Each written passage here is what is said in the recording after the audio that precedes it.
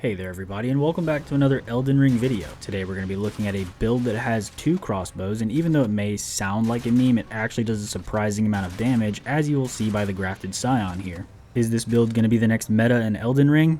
Most assuredly not, but using 2 crossbows to take down some of the more difficult enemies in Elden Ring is a lot of fun, and I highly recommend it to you guys. So without any further delay, I'm just going to go ahead and get straight into all the talismans and gear that you need equipped to make this build as optimal as possible.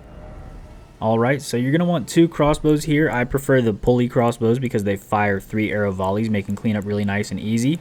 Then we have the Dragon Communion Seal, which allows me to have my Flame grant me strength buff. Then we're going to have the Bird Bolt because Bird Bolts inflict a hell of a lot of bleed damage, which is excellent for this build choice. As far as armor is concerned, I just wanted something a bit tankier, so I put on the Malformed Dragon set. For talismans, I want the Green Turtle Talisman because it raises stamina recovery speed. I have a feeling that I'm going to be rolling around quite a bit, so that helps out a lot. The Arrow Sting Talisman, which raises attack power of arrows and bolts for obvious reasons. Next on the list is the Rotten Wing Sword Insignia, which greatly raises attack power with successive attacks. And lastly, we have the Lord of Blood's Exaltation, which causes a damage buff when there is blood loss in the area, and this synergizes with the Bird Bolts because of the blood loss occurring with those.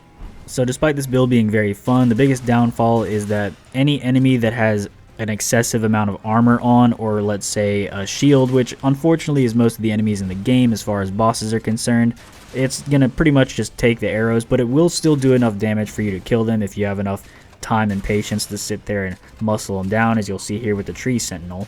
But that doesn't mean that this build won't shred some enemies. As you will see here with the Misbegotten, it will absolutely obliterate once you hit those successive Blurred Bolt attacks. In this specific boss fight, I pulled out a Mimic Tier just because I was curious to see what 4 crossbows against an enemy would look like, and if you keep watching, I think that you'll be pleasantly surprised just as much as I was. So with that being said, I'm going to go ahead and let the gameplay do the talking. Hopefully you guys enjoyed the video. If you feel the need, leave a like. That's all from me. Thank you so much for watching, and I will see you in the next one.